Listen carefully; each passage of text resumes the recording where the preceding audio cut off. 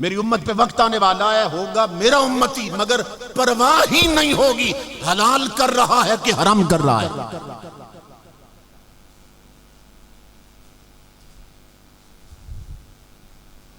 और कुरान क्या कहता है, या अय्युहल्लज़ीना आमनू उदखुलू फिस्सिल्म काफ़ा, ऐ ईमान वालो पूरे के पूरे इस्लाम में दाखिल हो जाओ। आधे तीतर और आधे बटेर न बनो, पूरे के पूरे इस्लाम में दाखिल हो जाओ। और हम आधे तीतर और आधे बटेर। कैसे आधे तीतर और आधे बटेर है कि घर में कोई मर गया तो हाफिजों को बुला के खत्म भी करवा लिया, घर में शादी हुई तो डेक लगा के ना तवाइफों के गाने भी चला दिए। आधे तीतर और आधे बटेर। बसों के बाहर लिखा है अल्लाह नबी वारिस, ट्रकों के बाहर लिखा है अल्लाह निगहबान, और अंदर तवाइफों के गाने चलते हैं।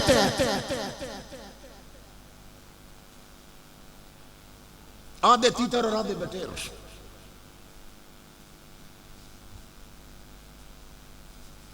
मस्जिद में जलसा हुआ तो मिंबर के सामने बैठ के तकरीर भी सुन ली, और घर पहुंचे तो टीवी या टच मोबाइल पे बैठ के गाना भी सुन लिया, फिल्म भी देख ली।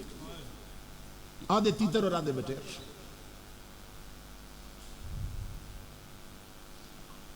कुरान कहता है पूरे के पूरे इस्लाम में दाखिल हो जाओ।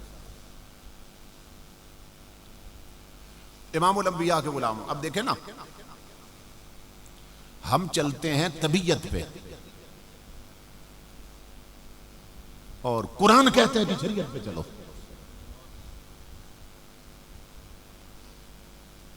मसलन कोई शख्स फौत हो जाता है ना, तो बागम बाग दुनिया जनाजा पढ़ने के लिए पहुंच रही होती है। आजकल तो मोबाइल में फोन आ जाते हैं, बस पहुंचने वाले हैं, थोड़ा सा लेट हो गए, पहुंचने वाले हैं, पहुंचने वाले। हालांकि हुजूर फरमाते हैं 3 चीजों में देर ना करो। फर्ज नमाज का वक्त हो जाए, अदायगी में देर ना करो। बेटी बेटा जवान हो, शादी में देर ना करो। और जनाजा तैयार हो तो पढ़ने में देर ना करो। मगर फोनों पे फोन आ रहे हैं, अभी फलां साहब नहीं पहुंचे, अभी फलां साहब नहीं पहुंचे। एक एक बंदा भाग के पहुंच रहा। पूछो MNA साहब, MPA साहब, चौधरी साहब, मलक साहब, ये सांस फूला हुआ है, जनाजा पढ़ने आ रहे हैं, जनाजे की इतनी फिक्र क्यों लगी आपको? वो कहेगा अल्लाह उसके रसूल का हुक्म है, मर जाए मुसलमान तो जनाजा पढ़ो। तो उससे पूछो कि अगर जनाजा अल्लाह और उसके रसूल का हुक्म है और तू आ रहा है पढ़ने, और 5 वक्त की किसका हुक्म था जिसने तुझे कभी नहीं देखा है? इसी गांव में देख ले कितने हैं जो जनाजा पढ़ते हैं, कितने हैं जो 5 वक्त की पढ़ते हैं। तो पूछो उनसे जनाजा क्यों पढ़ते हो, तो कहेंगे जी अल्लाह रसूल का हुक्म है। तो ये जो 5 वक्त की नहीं पढ़ते, ये किसका हुक्म था जो छोड़े बैठे हो?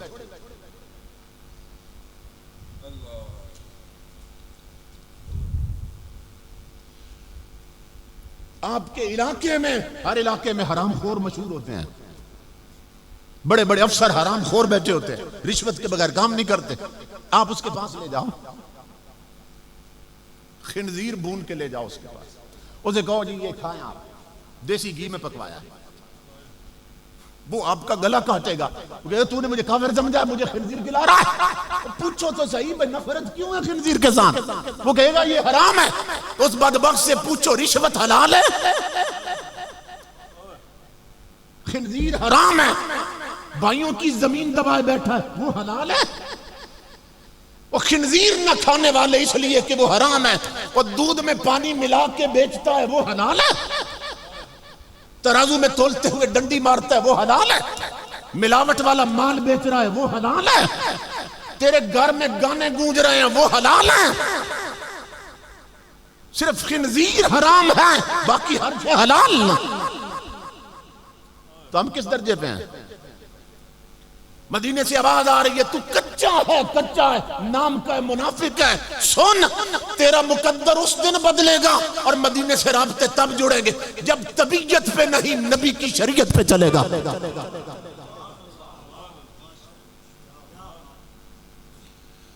तो किस रास्ते पे चल रहे हैं? इसीलिए जवाल हमारा खत्म नहीं हो रहा।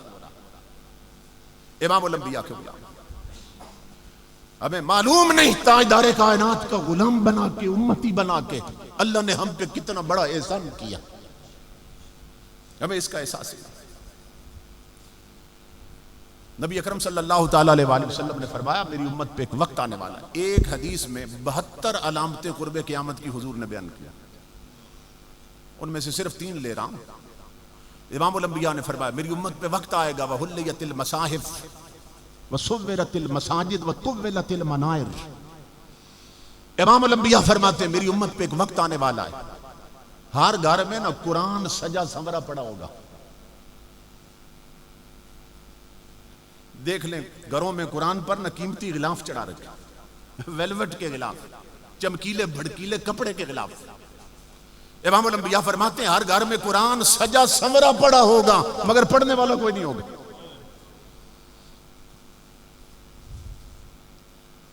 आज बड़ी बड़ी डिग्रियां हैं लोगों के पास, मैं पूछ चुका हूं, हमारे एमए पास भी नहीं जानते हैं, बड़े बड़े अफसर नहीं जानते एक मुसलमान के जिम्मे कुरान के हुकूक कितने हैं। डिग्रियां बड़ी बड़ी। इमामुल अंबिया के गुलाम, सूरत हाल ये हो चुकी है कि मेरे एक दोस्त बताने लगे मुझे, कमिश्नर का बाप मर गया, पाकिस्तान का कमिश्नर, देखिए कितना बड़ा ऑफिसर है, उसका बाप मर गया। तो जब जनाजा पढ़ने लगे ना, तो कमिश्नर साहब ने जेब से रुमाल निकाला और खोल के ना जमीन पर रख दिया। तो दोस्त पास खड़े थे, उन्होंने कहा कमिश्नर साहब ये रुमाल क्यों यहां रखा है नीचे जमीन पर? तो कमिश्नर साहब कहने लगे कि नीचे दरी भी नहीं है, फूड भी कोई नहीं है, कोई चटाई नहीं है जनाजागाह में, तो जब सजदे में जाएंगे तो सारी मिट्टी लग जाएगी मुंह को।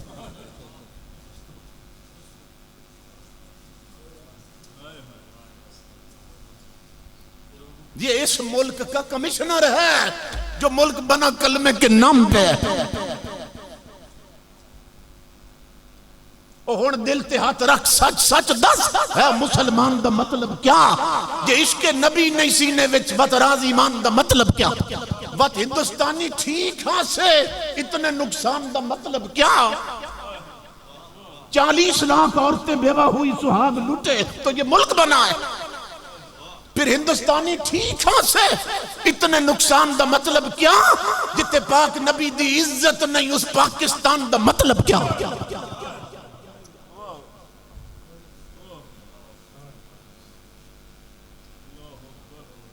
इस मुल्क का कमिश्नर, अब उसके बाप की मैयत चीख रही होगी कि जिनके बच्चे अफसर होते हैं ना, जब बिरादरी इकट्ठी होती है शादी पे या मरने पे, उनकी गर्दन में सरिया होता है, वो बड़े मुतकब्बिर होके बैठते हैं, मैं कमिश्नर का बाप हूं, मेरे बच्चे अफसर हैं। अब उस बूढ़े की मैयत चीख रही होगी कि हाय मैं कितना बदनसीब निकला कि जिसका बेटा उसका जनाजा भी न पढ़ सका। उसे मालूम ही नहीं नमाज जनाजा में सजदा होता है कि नहीं होता है। ये सूरत हाल हो चुकी है। इमामुल अंबिया के गुलामों, ये सिर्फ उस कमिश्नर की बात नहीं है। अगर आपने अपनी औलाद को शरीयत के रास्ते पे न डाला, उनकी गुत्ती में दीन की तालीम न रखी, तो ये आग घर घर लगने वाली है, ज़हन में रखिए। मैं एक फकीर के पास बैठा था, उसने ऐसी बात की ना, रोया भी और रुला भी दिया। फकीर कहने लगा हालात ऐसे बन गए उमर साहब, अल्लाह की इज्जत की कसम है, जी चाहता है मर जाऊं मगर फिर मरने से डरता हूं। क्यों?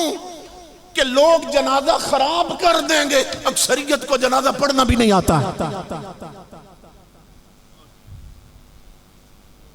डर लगता है कि अक्सरियत जनाजा खराब कर दे, उन्हें पढ़ना भी नहीं आता। मेरे दादाजी रहमतुल्लाह अलैह फरमाया करते थे, खबर हदीसों में जिसकी आई वही जमाना तो आ रहा है। जमीन भी तेवर बदल रही है, फलक भी आंखें दिखा रहा है। हुआ है भाई का भाई दुश्मन, हकीकी बेटी है मां की दुश्मन। हुआ है भाई का भाई राहजन, हकीकी बेटी है मां की दुश्मन। पिसर ने छोड़ा पिदर का दामन, बहन को भाई सता रहा है।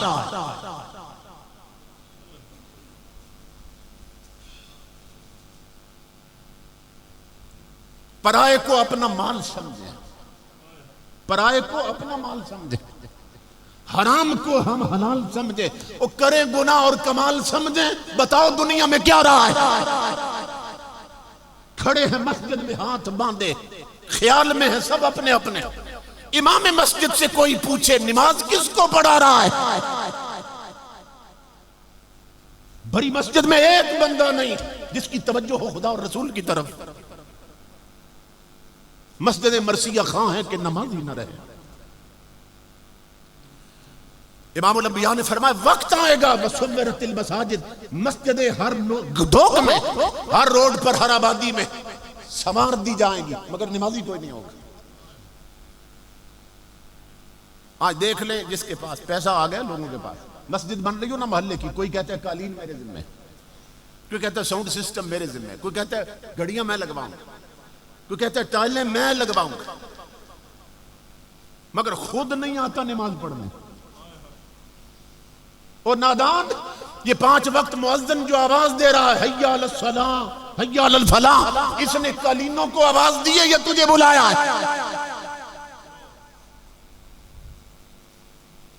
ये मुअज्जिन टाइलों को आवाज दे रहा है या तुझे बुलाया?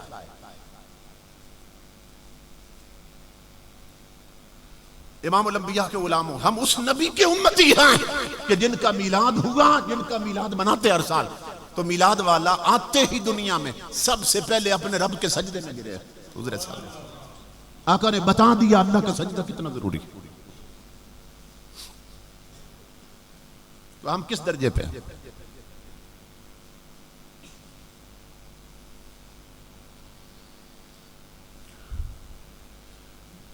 हमें मालूम ही नहीं है कि हुजूर की निस्बत कितनी अजीम है।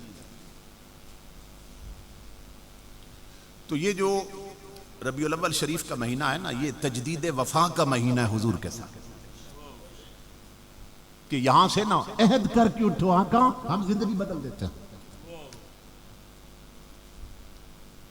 हजरत बाबा फरीद थे ना, कोट मिठन वाले रहमतुल्लाह ताला, उनका एक मुरीद था, ये इधर एबटाबाद की तरफ जाए ना पिंडी से आगे तो कोट नजीबुल्लाह आता है। तो उस दौर में कोट नजीबुल्लाह की लुंगियां बहुत मशहूर थी। हर इलाके की कोई चीज मशहूर होती है जो मेयारी तौर पर वहां बेहतर बनती है। अब देखें, ये इधर तलागंग साइड पे निकल जाए तो वहां के खुस्से और खेड़ियां बड़ी मशहूर है। हर इलाके की कोई ना कोई चीज मशहूर होती। उस दौर में मैंने पढ़ा कि वहां की लुंगियां बहुत मशहूर थी। तो वो क्या करता, मुरीद था कोट मिठन वालों का, तो हर साल ना एक बेहतरीन सी लुंगी खरीदता अपने शेख को तोहफा देने के लिए, पीर साहब के तोहफे के लिए। अपनी लुंगी फटी होती, पीर को नहीं पेश करती। गरीब आदमी मेहनत मजदूरी करके अपनी जगह पर पीर के लिए खरीद लेते। एक साल ऐसा हुआ कि गरीबी ने ऐसे पंजे गाड़े घर में कि ना लुंगी भी ना खरीद सका। साल भर की मेहनत के बाद लुंगी भी ना खरीद सका। तो बंदा जहां जब भी जाए कुछ लेके जाए ना, तो फिर खाली हाथ जाते शर्म आती। तो मजदूर आदमी था, कहने लगा अब मैं खाली हाथ कैसे जाऊं, वक्त आ गया शेख की ज़ियारत, मगर लुंगी नहीं खरीद सका तो बड़ी शर्म आएगी, कैसे आंखें मिलाऊं। तो उसने सोचा चलो इस साल नहीं जाते, काफी साल जा चुका, नहीं जाते। मगर अंदर जलता रहा कि शेख की ज़ियारत से मारूम हो गए। इमामुल अंबिया के गुलामों, जब ताल्लुक दोनों तरफ पक्का हो ना, तो फिर सिर्फ मुरीद नहीं तड़पता, पीर भी तड़पता है।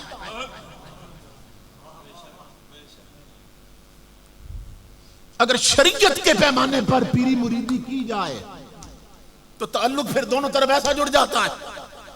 हजरत महबूब इलाही खिताब फरमा रहे थे, मुरीद सामने खड़े थे, बादल हटा तो अचानक धूप लग गई, सब तड़प उठे, आप फरमाने लगे मुरीदो जल्दी करो साए में आ जाओ, अल्लाह की इज्जत की कसम धूप तुम पे है, जल मोइनुद्दीन राय, जल निजामुद्दीन राय। ये सूरत हाल होती। उधर उन्हें भी इंतजार, मेरा मुरीद नहीं आया, इधर ये तड़प रहा है लुंगी नहीं बनी, मैं कैसे जाऊं। वो साल रह गया, खून पसीना एक करके ना इसने फिर अगले साल का इंतजार किया, मेहनत की, मजदूरी की, अपने लुंगियां नहीं खरीदी, अपने जोड़े नहीं खरीदे, पीर के लिए जब वक्त आया ना अगले साल फिर 2 लुंगियां खरीद ली और खुश हो गया, कहने लगा अब तो मैंने पिछले साल की कज़ा भी पूरी कर दी, अब तो नहीं शर्मिंदगी होगी, आज जाएंगे, इस साल जाएंगे शेख की ज़ियारत कर। खुश होके वहां पहुंचा, बहुत फासला है वहां जब पहुंचा ना हजरत को लुंगियां पेश की, हजरत ने लुंगियों को देखा, रोने लग गए। एक खादम को फरमाया आग लेके आओ, आग लेके आओ।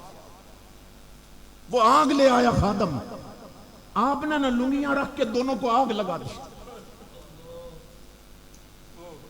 दोनों को आग लगा दी, मुरीद की चीख निकल गई, हजरत मैंने तो बड़ी मेहनत करके खरीदी थी, अपनी लुंगियों को टाकियां लगाता रहा, पीर के लिए नहीं खरीदी थी, क्या गरीब का तोहफा पसंद नहीं आया। हजरत शेख दाड़े मार के रोने लगे, फरमाया नहीं मेरे बेटा, बात ये नहीं है, शराइक की जुबान है ना वहां पे, बड़ी गजब की बात की, फरमाया नहीं बेटा बात ये है, वो चीज को भाला जेड़ी यार को जुदा करी।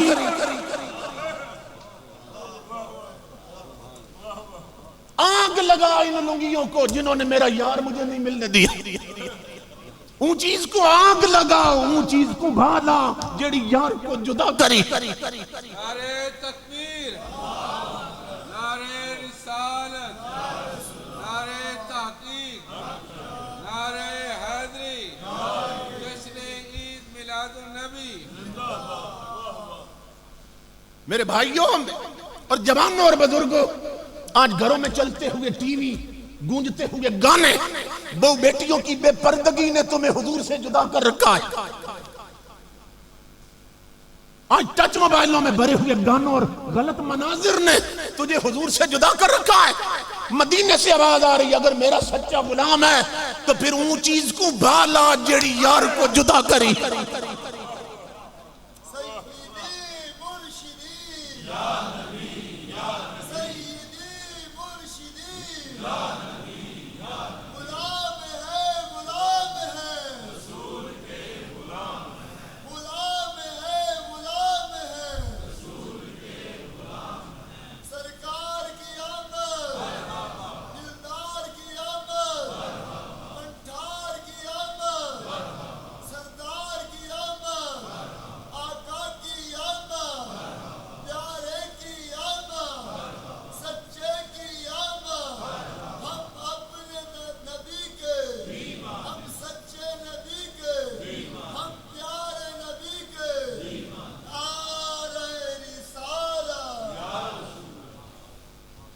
और वो आशिक़े रसूल व्हील चेयर पे बैठने वाला अमीरुल मुजाहिदीन, जिसने हर चीज को फूंक दिया था जो यार को जुदा कर रही थी।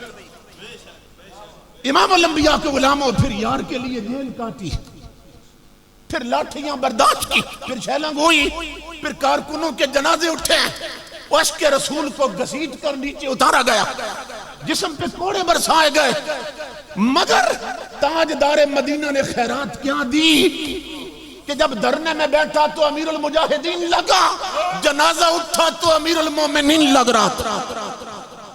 ताजदारे खत्म नबूवत जिंदाबाद, ताजदारे खत्म नबूवत जिंदाबाद, लब्बैक लब्बैक या रसूल अल्लाह, लब्बैक लब्बैक लब्बैक या रसूल अल्लाह, लब्बैक लब्बैक लब्बैक या रसूल अल्लाह, लब्बैक लब्बैक लब्बैक या रसूल अल्लाह। इमामुल अंबिया के गुलामों, ये कीमत यूं नहीं लगती है, इसके लिए तन मन धन कुर्बान करना पड़ता। आखिरी बात अर्ज कर रहा हूं, अगर हुजूर से जुड़ जाओगे तो फिर देखो अल्लाह रब्बुल इज्जत दिखाता है, हम सोचते नहीं है। मैंने डॉक्टर मरे हुए देखे, डेड बॉडीज देखी उनकी, ऑफिसर मर गए, बादशाह मर गए। आपके यहां भी बड़े बड़े मर जाते हैं, नाक से ना ब्लीडिंग, खून बहना शुरू हो जाता है और मैयत की नाक में रुई ठूस दी जाती है। जो अस्पतालों में मर जाए नाक में रुई डाली होती है, मुंह यहां से बांधा होता है कपड़ा गुजार के, क्यों ना बांधे तो मुंह टेढ़ा हो जाता है, मुंह खुल जाता है, यहां से गंदी रतूबत बहने लग जाती है। गुस्ल भी दो तो जिस्म से गिलाजत निकल रही होती, मैयत अकड़ जाती है, रंग बदल जाता। देखा है कि नहीं देखा आपने कई लोगों को? मगर वो आशिक़े रसूल जो जिया हुजूर के लिए और मरा तो हुजूर के लिए, वो 3 दिन उनका जनाजा पड़ा रहा है, ना चेहरा बांधा गया, ना नाक में रुई डाली गई, ना मैयत अकड़ी है, ना रंगत बदली है। 3 दिन के बाद अमीरुल मुजाहिदीन का जनाजा उठा, दुनिया ने देखा आज भी मुस्तफा की आशिक का चेहरा गुलाब और मोतिये को शर्मा रहा था।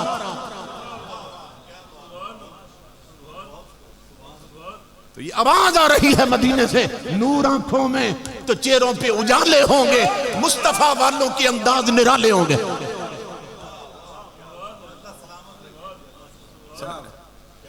तो हमें दिखाया जा रहा है, देखो हुजूर के गुलाम कैसे होते हैं। ये 4 दिन की जिंदगी है मेरे बुजुर्गों और भाई और बेटों, जुड़ जाओ हुजूर की दहलीज के साथ। ना कोई खौफ तुम्हें जुदा कर सके, ना कोई लालच तुम्हें जुदा कर सके। ये तजदीद वफा का महीना है, अपने नबी से ऐसे वफादार बन जाओ कि दुनिया की कोई ताकत दर रसूल से तुम्हें जुदा न कर सके। अब देखे ना इमामुल अंबिया अल्लाह ने हमें दिए,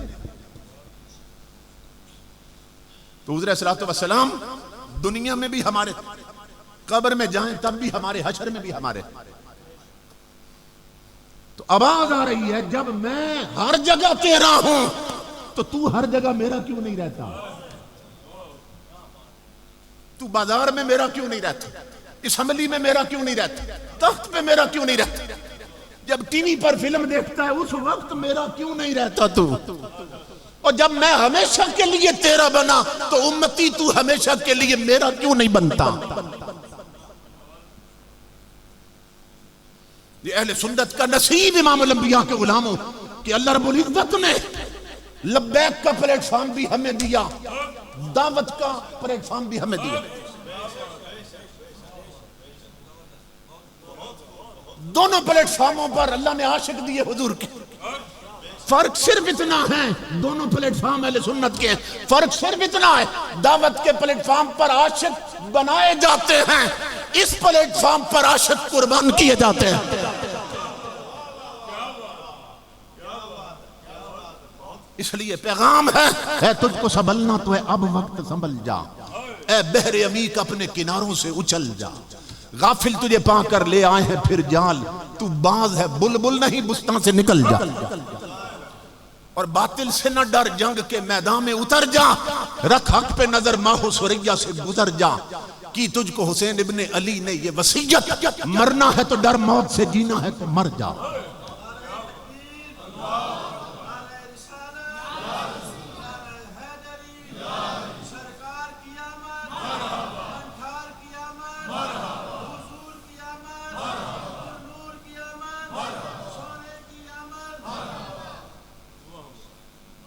मैं तमाम भाइयों का, मीज़बानों का, उलमा का शुक्रगुजार हूँ कि जिन्होंने याद फरमाया, ज़ियारत का शर्फ बख्शा, और हम सब ने मिल बैठ के मकसद मीलाद पर कुछ थोड़ी सी गुफ्तगू कर ली। अगर किसी एक शख्स की भी पट्टी उतर जाती है गफलत की और उसकी डायरेक्शन हो जाती है सही हुजूर के रोज़े के साथ और हुजूर की शरीयत के साथ, तो ये मेहनत ठिकाने लग जाएगी। सबको अल्लाह रब्बुल इज़्ज़त हुजूर का अमलन गुलाम बनाए। ये उलमा जो तशरीफ़ लाए हम खुश आमदेद कहते हैं। अल्लाह रब्बुल इज़्ज़त इनका साया तादेर अहले सुन्नत के सरों पे कायम रखे, और वो तमाम उलमा के इल्मी और रूहानी फैज़ान से हमें हमेशा मुस्तफ़ीज़ रखे। वमा अलैना इल्लल बलाग।